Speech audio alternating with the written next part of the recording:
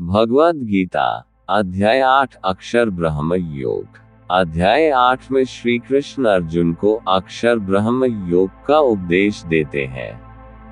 अर्जुन भगवान से प्रश्न करते हैं कि ब्रह्म, अध्यात्म, कर्म, अधिभूत, अधिदेव और अधियज्ञ क्या है और मृत्यु के समय भगवान का स्मरण कैसे किया जाए। ब्रह्म, अध्यात्म, कर्म की व्याख्या। भगवान बताते हैं कि ब्रह्म परम सत्य है जो न कभी पैदा होता है और न कभी नष्ट होता है। अध्यात्म जीवात्मा है जो शरीर में निवास करता है और कर्म वह क्रियाएं हैं जो जीवात्मा संसार में करता है। अधिभूत भौतिक जगत है, अधिदेव देवता और अधियज्ञ भगवान स्वयं है। मृत्यु के समय स्मरण। श्री कृष्ण कहते हैं कि जो भी व्यक्ति मृत्यु के समय जिस किसी का भी स्मरण करता है वह उस रूप को प्राप्त करता है। इसलिए मृत्यु के समय भगवान का स्मरण अत्यंत महत्वपूर्ण है। यदि व्यक्ति उस समय भगवान का ध्यान करता है तो वह मोक्ष प्राप्त करता है और पुनर्जन्म के चक्र से मुक्त हो जाता है। ध्यान का महत्व। श्री कृष्ण बताते हैं कि भगवान का ध्यान और नाम स्मरण करते हुए व्यक्ति अपने मन और बुद्धि को एकाग्र कर ले तो उसे दिव्य धाम की प्राप्ति होती है। योग बल से अपने प्राण को मस्तिष्क के मध्य ले जाकर भगवान में ध्यान लगाकर व्यक्ति अक्षर ब्रह्म को प्राप्त कर सकता है। परमधाम। अध्याय के अंत में श्री कृष्ण बताते हैं कि भगवान का धाम अद्वितीय और नश्वर संसार से परे है। जो व्यक्ति भगवान के धाम को प्राप्त करता है उसे पुनर्जन्म के चक्र में नहीं आना पड़ता। इस अध्याय का मुख्य संदेश यह है कि मृत्यु के समय भगवान का स्मरण करने से व्यक्ति मोक्ष की प्राप्ति कर सकता है। अध्याय 8 अक्षर ब्रह्म योग। अर्जुन के 7 प्रश्नों के उत्तर। अर्जुन उवाच किं तद्ब्रह्म किमध्यात्म किं कर्म पुरुषोत्तम अधिभूत च किं प्रोक्तम अधिदैव किमुच्यते। भावार्थ। अर्जुन ने पूछा कि पुरुषोत्तम, ये ब्रह्म क्या है, अध्यात्म क्या है, कर्म क्या है, अधिभूत किसे कहते हैं और अधिदैव कौन कहलाते हैं। अधियज्ञ कथकोत देहेस्मिन् मधुसूदन प्रयाण काले च कथ ज्ञयोसि नियतात्मे। भावार्थ। हे मधुसूदन, यहाँ अधियज्ञ कौन है और वह इस शरीर में किस प्रकार स्थित रहता है और शरीर के अंत समय में आत्म संयमी योग युक्त मनुष्यों द्वारा आपको किस प्रकार जाना जाता है। श्री भगवान उवाच अक्षर ब्रह्म परमं स्वभावोध्यात्ममुच्यते भूतभावोद्भव करो विसर्गः कर्म संगीतः। भावार्थ।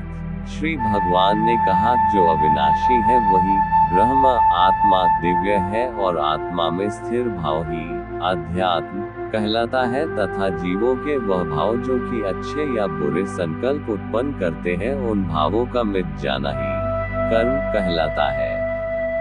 अधिभूत क्षरो भावः पुरुषश्चाधिदैवतम् अधियज्ञ में वात देहे देहभूतावर। भावार्थ। हे शरीर धारियों में श्रेष्ठ अर्जुन, मेरी अपरा प्रकृति जो कि निरंतर परिवर्तनशील है अधिभूत कहलाती है तथा मेरा वह विराट रूप जिसमें सूर्य, चंद्रमा आदि सभी देवता स्थित है वह अधिदैव कहलाता है और मैं ही प्रत्येक शरीरधारी के हृदय में अंतर्यामी रूप स्थित अधियज्ञ यज्ञ का भोक्ता हूँ। अंतकाले च मामेव स्मरन् मुक्त्वा कलिव्रम् यह प्रयाति स मद्भाव याति नास्त्यत्र संशयः। भावार्थ। जो मनुष्य जीवन के अंत समय में मेरा ही स्मरण करता हुआ शारीरिक बंधन से मुक्त होता है वह मेरे ही भाव को अर्थात मुझको ही प्राप्त होता है, इसमें कुछ भी संदेह नहीं है। यम यम वापि स्मरन् भाव त्यजत्यन्ते कलिव्रम् तम तमेवति कौन्तेय सदा तद्भाव भावितः। भावार्थ।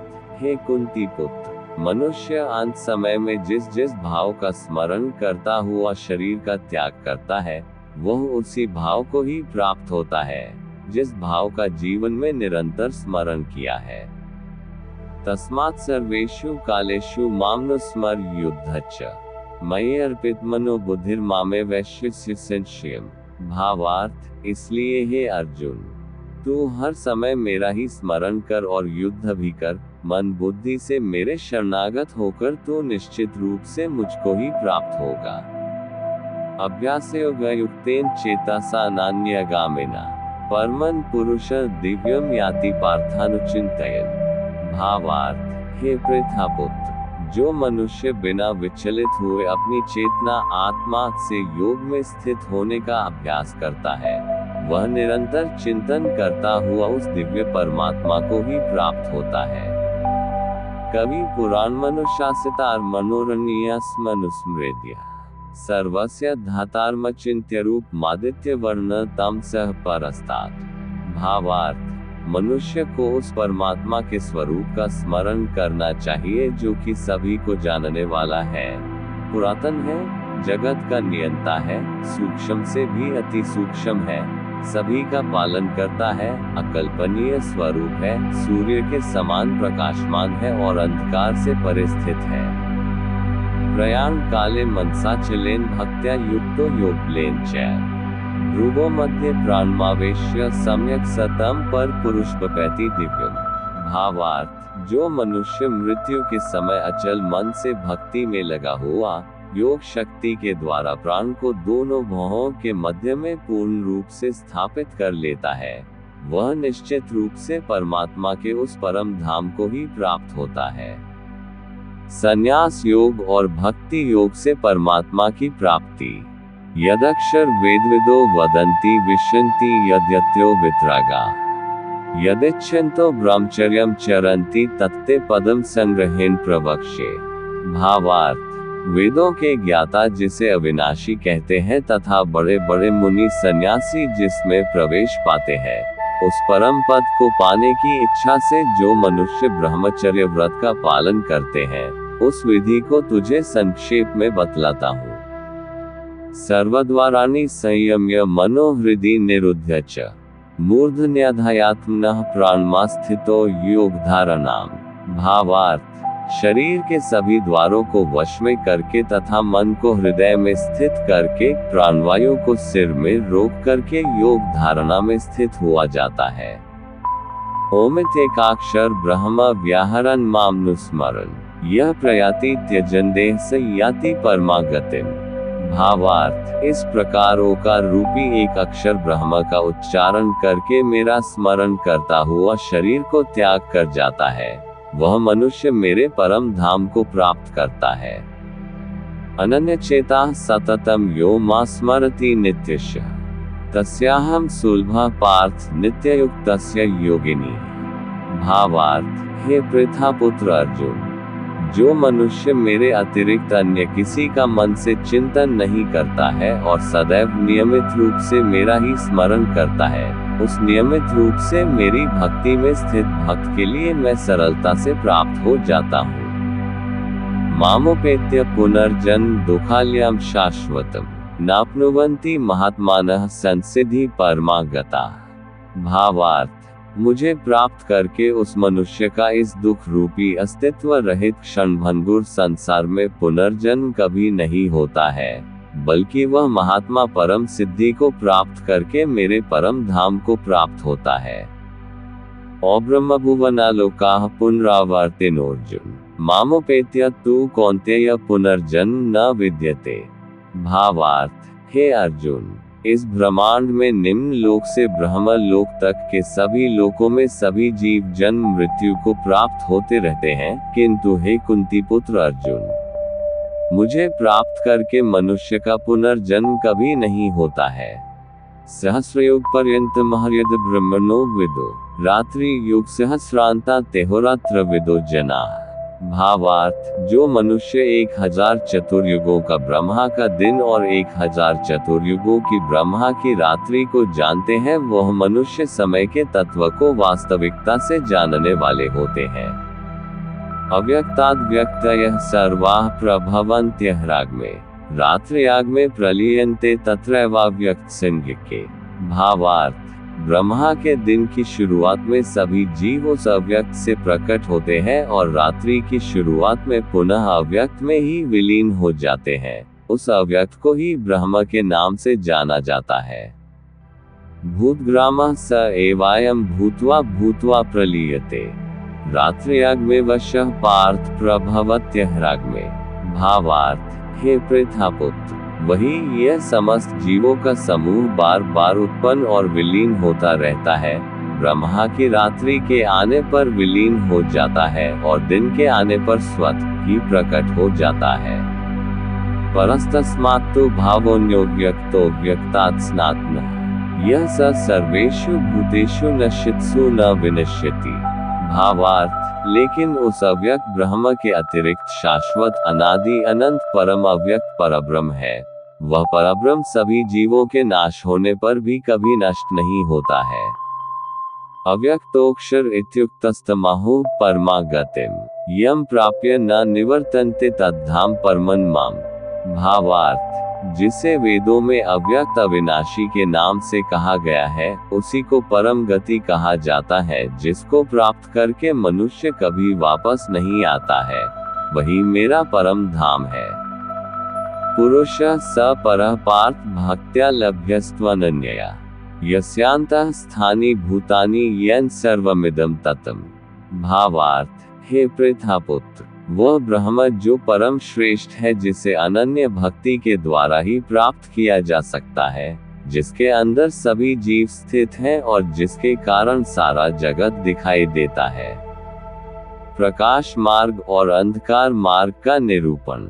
यत्र काले त्वनावत्तिमावृतिं चैव योगिनः प्रयाता यान्ति तं का वक्ष्यामि भरतर्षभ।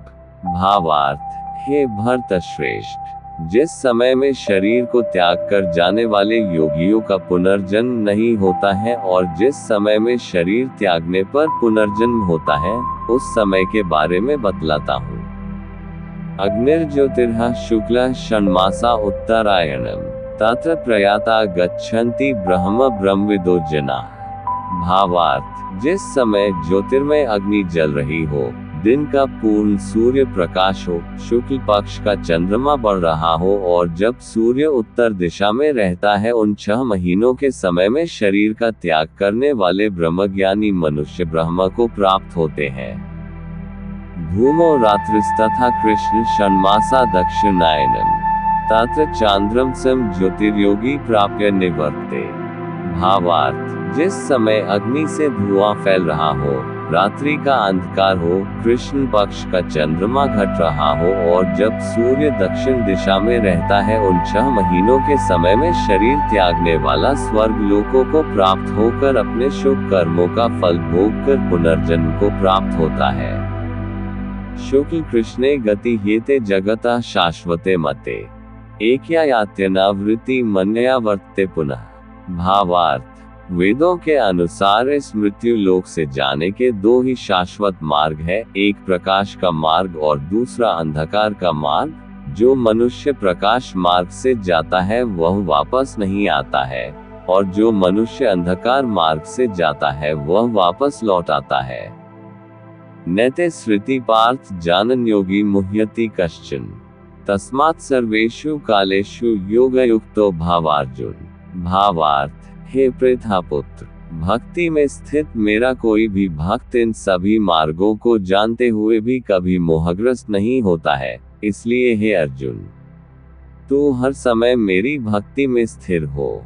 वेदेषु यज्ञेषु तपःसु चैव दानेषु यत् पुण्यफलम् प्रदिष्टम् अत्येत तत्सर्वमिदं विदित्वा योगी परस्थानवपैति चाद्यम्।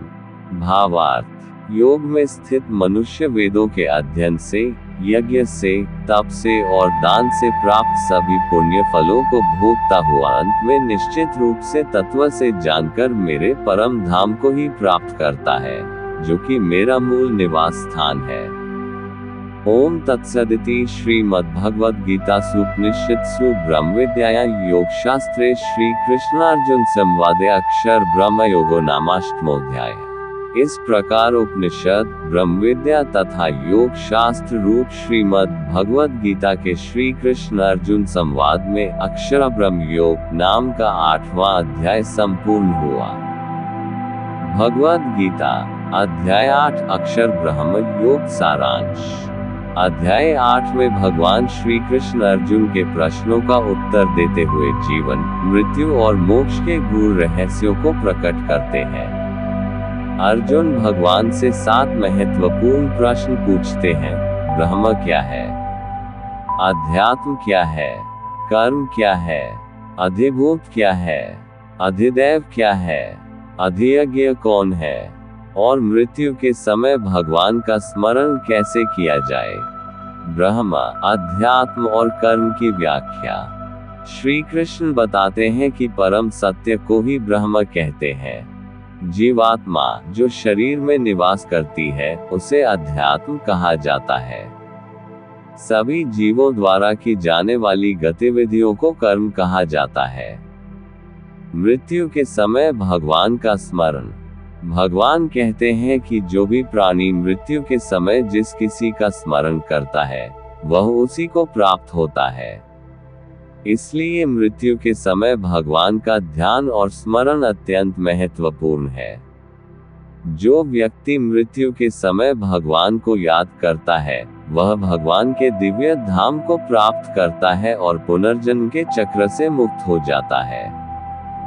योग बल और ध्यान। श्री कृष्ण योग बल की महत्ता बताते हैं और कहते हैं कि अगर व्यक्ति पूरे जीवन भगवान का ध्यान करता है और मृत्यु के समय योग बल से अपने प्राण को नियंत्रित कर भगवान का स्मरण करता है तो उसे मोक्ष प्राप्त होता है।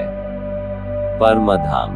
भगवान कहते हैं कि उनका धाम सर्वोच्च है, जहां पहुंचने पर आत्मा पुनः जन्म मरण के चक्र में नहीं फंसती। ये धाम अविनाशी है और नश्वर संसार से परे है। अध्याय 8 का सार यह है कि मृत्यु के समय भगवान का स्मरण करना और पूरे जीवन भगवान की भक्ति में रहना मोक्ष का मार्ग है।